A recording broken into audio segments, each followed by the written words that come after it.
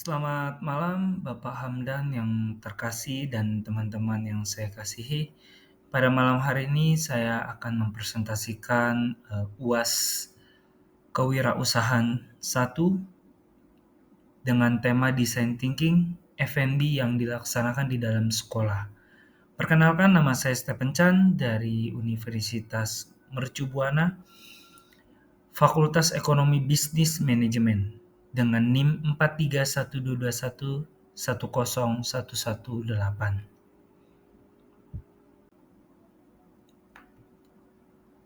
Table of content ada latar belakang, pengertian-pengertian, strategi pemasaran, gambaran bisnis, komponen-komponen, analisis penerapan strategi, dan kesimpulan. Latar belakang, puji dan syukur saya panjatkan kepada Tuhan Yang Maha Esa karena berkat rahmat-Nya sehingga makalah mengenai design thinking F&B yang dilaksanakan di dalam sekolah, semoga dalam pembuatan makalah ini dapat memberikan pengetahuan serta wawasan yang lebih luas kepada para pembaca.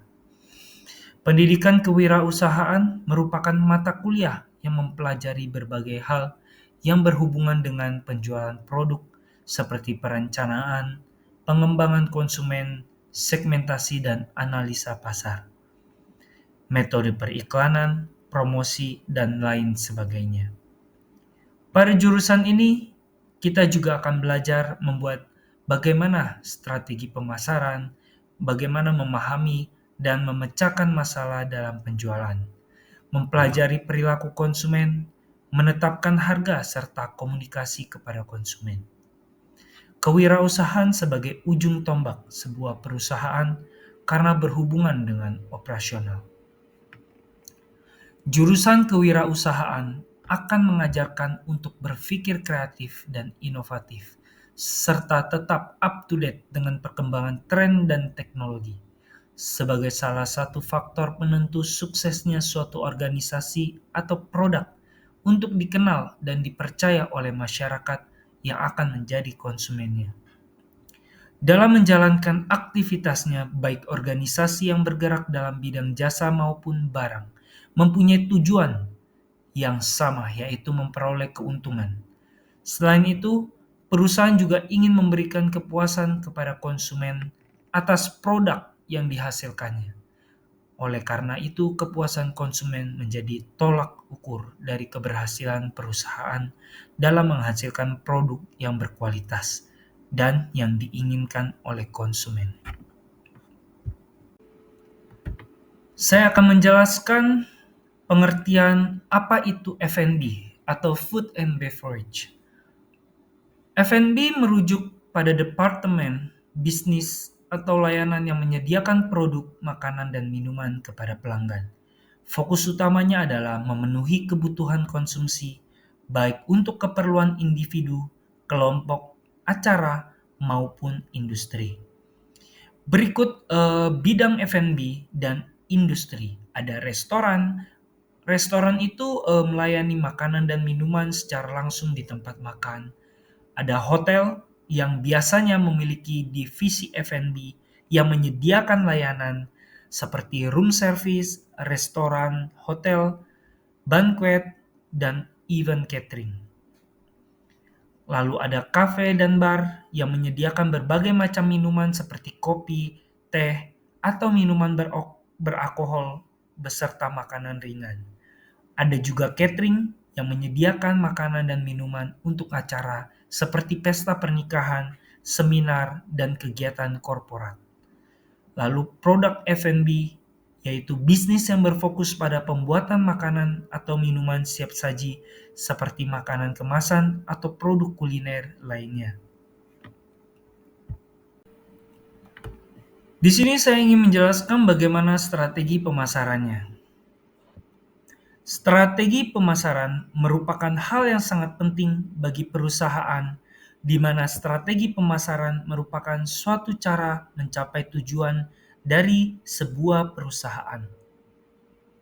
Hal ini juga didukung oleh pendapat swasta, Strategi adalah serangkaian rancangan besar yang menggambarkan bagaimana sebuah perusahaan harus beroperasi untuk mencapai tujuannya.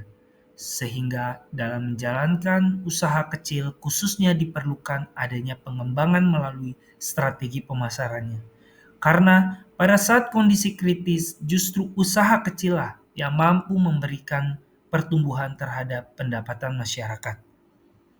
Pemasaran menurut Stanton, pemasaran adalah sesuatu yang meliputi seluruh sistem yang berhubungan dengan tujuan untuk merencanakan dan menentukan harga sampai dengan mempromosikan dan mendistribusikan barang dan jasa yang bisa memuaskan kebutuhan pembeli aktual maupun potensial.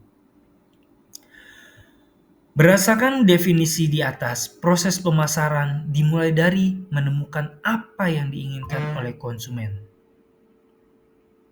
yang akhirnya pemasaran memiliki tujuan, yaitu 1. Konsumen potensial mengetahui secara detail produk yang kita hasilkan dan perusahaan dapat menyediakan semua permintaan mereka atas produk yang dihasilkan.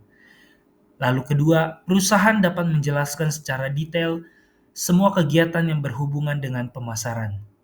Kegiatan pemasaran ini meliputi berbagai kegiatan, mulai dari penjelasan mengenai produk, desain produk, promosi produk, pengiklanan produk, komunikasi kepada konsumen, sampai pengiriman produk agar sampai ke tangan konsumen secara cepat. Mengenal dan memahami konsumen sedemikian rupa sehingga produk cocok dengannya dan dapat terjual dengan sendirinya. Berikut gambaran umum target pasar. Jika target pasar kepada siswa, mayoritas pelanggan akan berasal dari siswa sekolah, baik SD, SMP, maupun SMA. Mereka cenderung menyukai makanan cepat saji, praktis, dan terjangkau. Lalu ada guru atau bisa kita anggap staf sekolah, biasanya mencari makanan yang lebih sehat, lengkap, dan bergizi. Orang tua atau wali murid bisa menjadi pelanggan potensial saat menunggu anaknya pulang sekolah. Lalu kira-kira menu-menu yang ditawarkan. Sehat dan bergizi, peraturan di banyak sekolah kini lebih ketat terkait makanan yang sehat. Lalu harga terjangkau, menyesuaikan dengan uang saku siswa, variatif dan menarik, membuat variasi menu agar siswa tidak bosan dengan makanan yang disajikan oleh kantin sekolah. Lalu mudah dikonsumsi, makanan ringan seperti sandwich, nugget, atau roti lebih praktis dan cepat dimakan. Berikut analisis penerapan strategi pada produk. Jadi produk yang ditawarkan di kantin sekolah harus memenuhi kebutuhan, selera, dan kebijakan sekolah. Fokus utamanya adalah kualitas, variasi, dan kesehatan. Hal yang dipertimbangkan lebih detail yaitu jenis produk, kualitas dan kebersihan, variasi menu, dan porsi sesuai target pasar. Lalu ada harga. Harga harus terjangkau bagi siswa dengan tetap mempertimbangkan keuntungan. Strategi harga mencangkup penetapan harga, paket hemat, diskon dan promosi harga, serta transparansi harga. Lalu ada analisis penerapan strategi pada tempat. Kantin sekolah harus memberikan pengalaman yang nyaman dan efisien untuk pelanggan. Lokasinya harus strategis, desain dan kebersihan kantin harus terjaga, penyajian cepat dan praktis, lalu ada teknologi yang mendukung. Ada juga pada promosi yang bertujuan untuk menarik perhatian siswa dan mendorong pembelian berulang atau repeat order. Ada promosi langsung. Pengumuman di sekolah promosikan menu spesial atau diskon harian melalui pengeras suara sekolah atau speaker sekolah. Lalu ada spanduk dan poster. Pasang spanduk menarik di sekitar kantin yang menampilkan menu dan harga. Program loyalitas, kita bisa memberikan contoh seperti mengumpulkan 5 struk pembelian, mendapatkan 1 gratis, Ada bisa juga memberikan hadiah kecil atau bonus untuk para siswa yang berlangganan. Menu spesial. Menu spesial bisa kita ciptakan setiap minggu yang menarik perhatian siswa seperti menu Rabu Kenyang atau menu Kamis Ceria. Promosi melalui event sekolah, itu kita bisa menyediakan catering untuk acara sekolah seperti pertemuan para orang tua, ada lomba, atau kegiatan ekstrakurikuler. Sponsor kecil untuk acara sekolah bisa meningkatkan visibilitas kantin. Intisari dari permasalahan tersebut yaitu masalah merupakan suatu kesulitan yang perlu untuk dicarikan solusi sebagai suatu penyelesaian. Masalah dapat dikatakan sebagai suatu rintangan yang semestinya harus dilalui apabila kita dihadapkan pada suatu tantangan. Berdasarkan uraian yang dijelaskan sebelumnya, maka secara garis besar, permasalahan yang terjadi adalah antara unsur-unsur bauran pemasaran yang terdiri dari produk, price, promosi, dan place saling berkaitan satu sama lain dalam pencapaian tujuan perusahaan, yaitu memenuhi kebutuhan konsumen.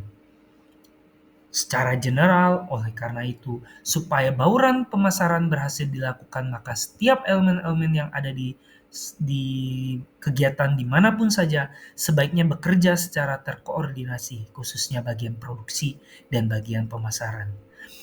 Kewirausahaan juga memiliki 4 unsur, yaitu ada product, price, dan promosi, dan place. Sekian presentasi UAS Kewirausahaan 1, dan kepada yang terhormat Bapak Hamdan, semoga sehat selalu. Dengan demikian saya akhiri presentasi pada malam hari ini. Sekian dan terima kasih. Salam sehat dan sejahtera untuk Bapak sekalian dan teman-teman sekalian. Shalom.